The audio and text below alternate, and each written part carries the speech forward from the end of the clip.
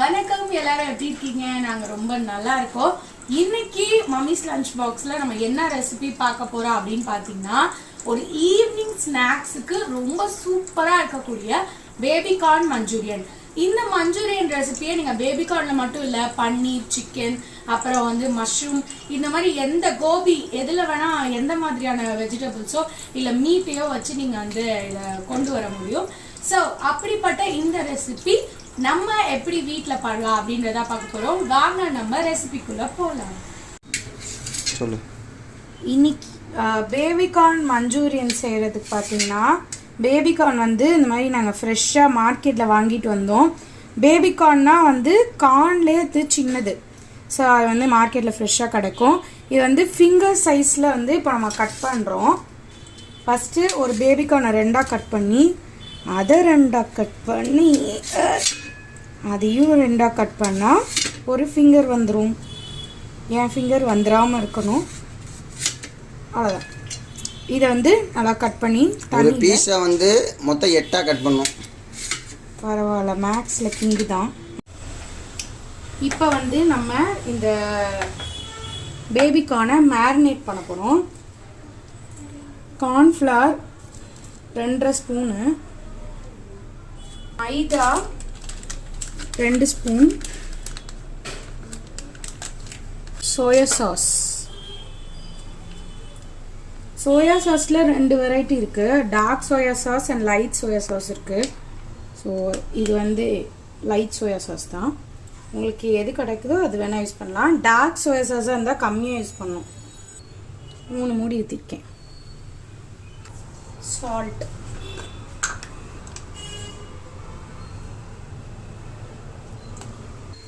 இதுக்கு மேலே கொஞ்சம் மிளகுத்தூள். இப்போது இதில் தேவையான அளவு தண்ணி சேர்த்து பிசைஞ்சிடணும். ஜென்ரலாக நம்ம வந்து இப்படி பொரிக்க போகிறப்ப என்ன ஆகும்னா, மாவு வந்து அதை விட்டு பிரிஞ்சு வரும். இப்போ காலிஃப்ளவர், பன்னீர் அதெல்லாம் சில பேருக்கு அந்த மாதிரி ப்ராப்ளம் இருக்கும். ஸோ அப்படி நீங்கள் நினைக்கிறீங்கன்னா மசாலாவை ரெடி பண்ணிவிட்டு அதுக்கப்புறம் வந்து இதை போட்டு பைண்ட் பண்ணுவாங்க தெரியுமா, அது மாதிரி பண்ணாதீங்க. எதுனாலும் அது மேலேயே மசால் போட்டு அது தண்ணியோட சேர்த்தே பசைங்க. அப்போ வந்து உங்களுக்கு எண்ணெயில் போடுறப்ப மசால் பிரிஞ்சு வராது. ஸோ இப்போ இந்த பேபிகார்னை வந்து நம்ம ஒரு 20 to 30 மினிட்ஸ் ஊற வைக்கலாம். ஊற வச்சுட்டு அதுக்கப்புறம் பொரிச்சு எடுத்து நம்ம வந்து மஞ்சூரியன் செஞ்சால் தயாராகிடும். ஊற வச்ச பேபிகார்ன் நல்லா இப்போ வந்து மேரினேட் ஆகி ரெடியாக இருக்குது. இவங்களை வந்து நம்ம ஒன்று ஒன்றா எண்ணெயில் சேர்த்துடலாம்.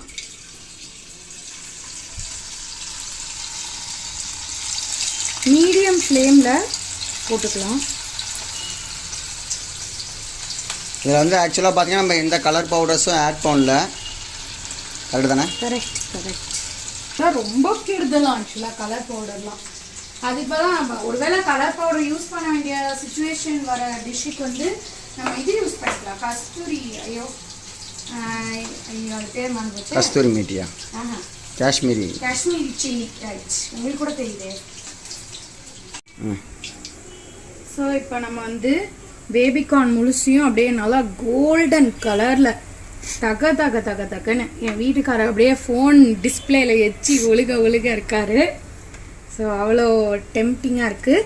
அதை வந்து இப்போ எல்லாத்தையும் பொரிச்சு வச்சாச்சு. நெக்ஸ்ட்டு நம்ம அடுத்த ஸ்டெப்பு மஞ்சூரியனுக்கான சாஸ் ரெடி பண்ணணும். மஞ்சூரியன் சாஸ் செய்கிறதுக்கு ஃபஸ்ட்டு வந்து இஞ்சி பூண்டு. ஜென்ரலாக வந்து இஞ்சி பூண்டு மஞ்சூரியனுக்குனா வந்து குட்டி குட்டியாக சாப் பண்ணி வச்சுருப்பாங்க. அவங்களாம் வந்து கத்தியே ரொம்ப அஃபோர்ட் பண்ணி வாங்கியிருப்பாங்க. ஸோ செஃப்பு கணக்காக நல்லா ப்ரொஃபஷ்னலாக செய்கிறவங்க. நம்ம வந்து இப்படி இடித்து சேர்த்தாலும் அதே மாதிரி தான் ருசி இருக்கும். நம்மளால் அவ்வளோ பண்ண முடியாது. ஸோ இது வந்து ஒரு 1.5 டீஸ்பூன் இருக்கும். இது கூடவே பார்த்தீங்கன்னா கேப்சிகம், குடமிளகாய். கேப்சிகம் வந்து ஜென்ரலாகவே ரொம்ப ரொம்ப ரொம்ப நல்லது. ஆனால் எனக்கு வந்து ரொம்ப பிடிக்கும் கேப்சிகம். அதோட ஸ்மெல்லு, அது என்ன ஃபுட்டில் சேர்த்தாலும் செம்மையாக இருக்கும். ஸோ என்னோட பர்சனல் ஃபேவரட் கேப்சிகம். ஆனால் நான் கொஞ்சம் நிறையவே போட்டிருக்கேன். இன்னொன்று நீங்கள் நோட் பண்ணிங்களா, ஜென்ரலாக பார்த்தீங்கன்னா ஏதாவது நம்ம ரெஸ்டாரண்ட்லையோ இல்லை வேறு ஏதாவது ப்ரொஃபஷனல்ஸோட வீடியோ பார்த்தீங்கன்னா டைஸ் கட் அப்படின்னு வந்து கேப்சிகமையும் ஆனியனையும் அவங்க வந்து கட் பண்ணியிருப்பாங்க. எனக்கு நான் ஏதாவது ரெஸ்டாரண்ட் போனேன்னு வச்சுக்கோங்க, ஃபர்ஸ்ட் எனக்கு வந்து அந்த டைஸ் கட் தெரியாது, அதை நான் சொல்லிடுறேன். ரெண்டாவது நான் ஏதாவது ஹோட்டல் போய் இந்த மஞ்சூரியன் ஏதாவது வாங்கி சாப்பிட்றேன்னு வச்சுக்கோங்க, அந்த ஆனியன்ஸும் அந்த கேப்சிகமும் ஒரு மாதிரி முக்கா பதத்தில் தான் குக் ஆகிக்கும், அது சாப்பிட எனக்கு பிடிக்காது. ஸோ ஆனால் வந்து நான் இந்த மாதிரி தான் நான் கட் பண்ணியிருக்கேன்.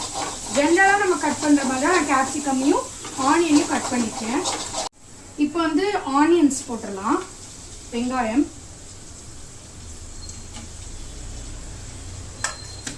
வெங்காயமும் நான் சொன்ன மாதிரி நம்ம வீட்டில் எப்படி கட் பண்ணுவோமோ அந்த மாதிரி தான் கட் பண்ணியிருக்கேன். இப்போ இந்த 2 வெஜிடபிள்ஸும் வெஜிடபிள்ஸ் வதங்கி ஃபைன் அப்படின்னு வதங்கிட்டு இருக்கு. இப்போ வந்து ஒரு முக்கா பதத்துக்கு இந்த வெஜிடபிள்ஸ் வதங்கிச்சு, இதுவே போதும். இப்போ நம்ம சாஸஸ் சேர்த்துக்கலாம். ஃபஸ்ட்டு நான் வந்து ஒரு டீஸ்பூன் ரெட் சில்லி சாஸ் எடுத்துக்கேன். நெக்ஸ்ட் பார்த்தீங்கன்னா கெச்சப், ஒரு டீஸ்பூன் டொமேட்டோ கெச்சப். ரொம்ப இனிக்கிற மாதிரி இருக்க பிடிக்காதுன்னா ஆக்சுவலாக நானே இதில் ரொம்ப கம்மியான அளவு தான் சாஸ் சேர்த்துருக்கேன், டொமேட்டோ சாஸ் எல்லா சாஸுமே. இன்னும் எனக்கு பிடிக்காது அப்படின்னா நீங்கள் இதை அவாய்ட் கூட பண்ணிக்கலாம். பட் சோயா சாஸ் மறந்துடாதீங்க. ரெட் சில்லி சாஸ் வந்து நம்ம ஊர் டேஸ்ட்டுக்கு ஏற்ப தான் இருக்கும், ஸோ அது கவலை இல்லை, நீங்கள் போட்டுக்கலாம். So 1 teaspoon soya sauce. இப்போ இது ஃபுல்லாக நம்ம வதக்கிட்டு நெக்ஸ்ட்டு இந்த இப்போ இருக்க இந்த வெஜிடபிள்ஸ்க்கு மட்டும் தேவையான சால்ட் சேர்த்துக்கிறோம்.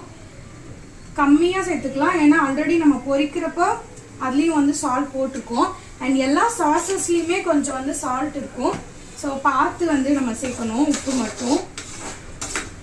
இதுக்கு அடுத்த ஸ்டெப் இதில் வந்து நம்ம ஒயிட் பெப்பர் போட போகிறோம். ஒருவேளை உங்கள்கிட்ட ஒயிட் பெப்பர் என்ன மாதிரியே கடையிலனா நீங்கள் வந்து கிடைக்கலன்னா பக்கத்துல இந்த ஹாப்பிமா ஃப்ரைட் ரைஸ் மிக்ஸ் இருக்கும், இதில் வந்து உங்களுக்கு ஒயிட் பெப்பர் மிக்ஸ் ஆகி வருது. ஸோ அதனால் நம்மளுக்கு ஒயிட் பெப்பர் காஸ்ட்லினால நம்ம இதை கூட வாங்கி நம்ம சேர்த்துக்கலாம். நெக்ஸ்ட்டு இதோட ஃபைனல் ஸ்டெப். ஸோ இந்த காய், இந்த சாஸ் இதெல்லாம் நல்லா வெந்தக்கப்புறம் நான் கொஞ்சம் இந்த சாஸோட ஸ்பூனே போட்டுக்கிறேன், ஏன்னா இதில் ஒட்டின்னு இருக்கிறது வீணாக போயிடும் பார்த்தீங்களா, அதனால். ஸோ கார்ன்ஃப்ளவர் மாவு கொஞ்சம் வாட்டரில் மிக்ஸ் பண்ணி இந்த வெங்காயம் இந்த சாஸ் எல்லாம் ஓரளவு குக் ஆனக்கப்புறம் இதை வந்து நம்ம இந்த டிஷ் கூட சேர்க்குறோம்.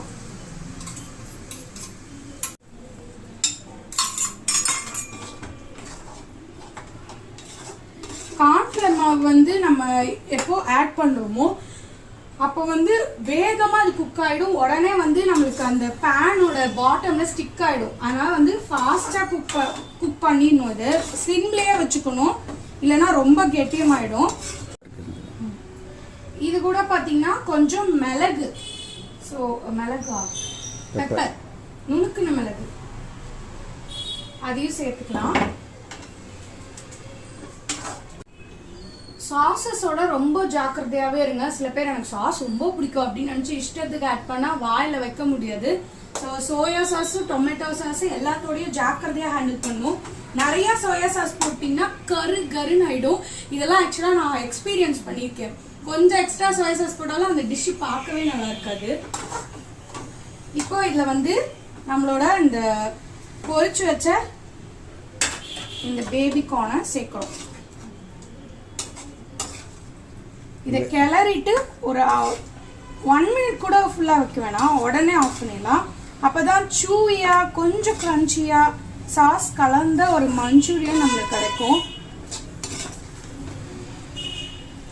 எப்படி இருக்கணும், பார்க்கவே டெம்டிங்காக இருக்கா? ஸோ இதில் எந்த கலர் எதுவுமே நம்ம சேர்க்கல, நம்ம கொஞ்சம் ஹெல்த்தியாக எந்த அளவுக்கு முடியுமோ அந்த அளவுக்கு ஓகேவா செஞ்சுப்போம். ஜென்ரலாக நம்ம வந்து குக் பண்ணதை என்னதான் கணவர்கிட்ட கொடுக்கறத விட நம்ம குழந்தைங்கள்ட்ட கொடுத்து டெஸ்ட் பண்ணணும். ஏன்னா இந்த மாதிரி ஐட்டம்லாம் பிள்ளைங்களுக்கு தான் ரொம்ப பிடிக்கும். ஸோ என்னோட பொண்ணுக்கு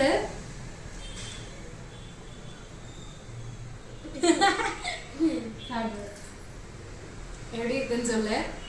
சரி பாப்பு, எப்படி இருந்துச்சுன்னு உன்னோட ரிவ்யூ வந்து நம்ம சப்ஸ்கிரைபர்ஸ்க்கு சொல்லு. ரொம்ப சூப்பரா நம்ம கடையில ரெகுலரா வாங்குற மாதிரி அப்படியே ஸ்பைசியா அப்படியே சாஸ்லாம் எவ்வளோ போட்டிருக்காங்க அப்படியே தெரியுது. அவ்வளோ டேஸ்டா இருக்கு. இதே மாதிரி இந்த ரெசிபி வந்து நீங்க வீட்ல ட்ரை பண்ணி பாருங்க. ஆக்சுவலாக வந்து மஞ்சூரியன்லாம் வந்து சைட் டிஷ்ஷாக வச்சு சாப்பிட்றப்ப தான் ரொம்ப நல்லா இருக்கும். மதியானம் மீதமான சாப்பாடில் போட்டு சோத்து முட்டை நான் தின்னுட்டு இருக்கிறேன்.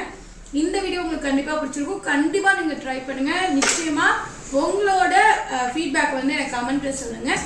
நாளைக்கு இன்னொரு வீடியோவில் உங்கள் எல்லாரையும் சந்திக்கிறேன். until then mummy's lunch box வந்து சைன் ஆஃப் வருது. நான் உங்கள் சரஸ்வதி விஜய். வாயில சோத்து முட்டை. சோத்து முட்டை.